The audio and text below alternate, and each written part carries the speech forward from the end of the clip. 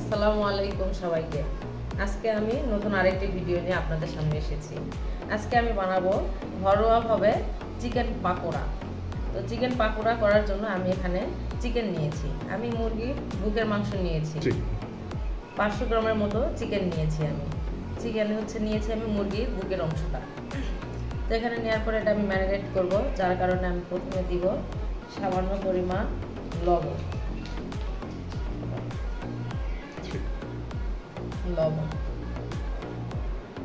দিয়ে দিব আদা রসুনের পেস্ট, দিয়ে দিব শুকনা মরিচের গুঁড়া,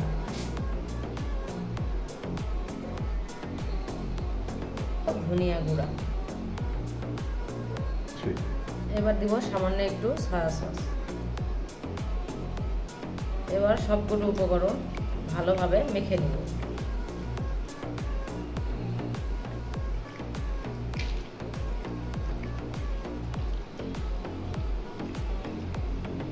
মাখানো শেষ, এটা আমি 10 মিনিটের জন্য ম্যারিনেট করতে রেখে দিব। 5 মিনিট পর আমি এই যে চলে আসলাম আবার।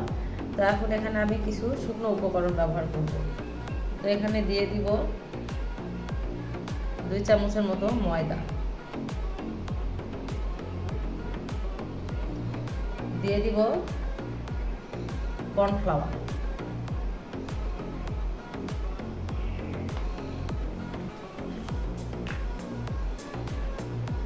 দিয়ে দিব কালো গোলমরিচের গুঁড়া,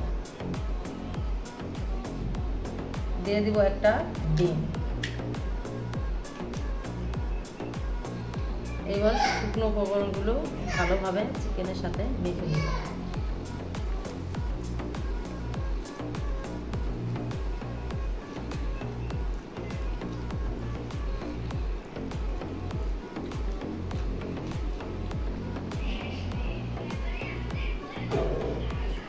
মাংসগুলো আমার মাখানো শেষ, এখন এগুলো আমি ভেজে নিব।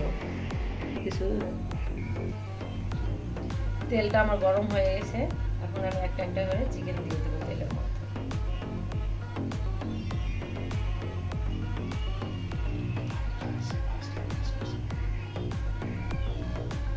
তো আমি চুলার আঁচটা লো হিটে রাখছি।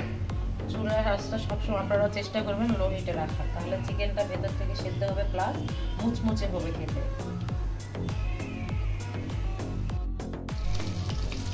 চিকেনগুলো আমার ভাজা প্রায় শেষ। দেখুন চিকেনের কত সুন্দর কালার আসছে। এবার আমি চিকেনগুলোকে উঠিয়ে ফেলবো। এই দেখুন আমার চিকেন পাকোড়া রেডি। এখন এর সাথে আমি টমেটো সস দিয়ে পরিবেশন করব। রেডি হয়ে গেল আমাদের ঝটপট চিকেন পাকোড়া। আমার ভিডিও ভালো লাগে থাকলে সবাই লাইক দিবেন, কমেন্ট করবেন, শেয়ার করবেন এবং সাবস্ক্রাইব করবেন। ধন্যবাদ সবাইকে। ও বেল বাটনে অবশ্যই ক্লিক করবেন।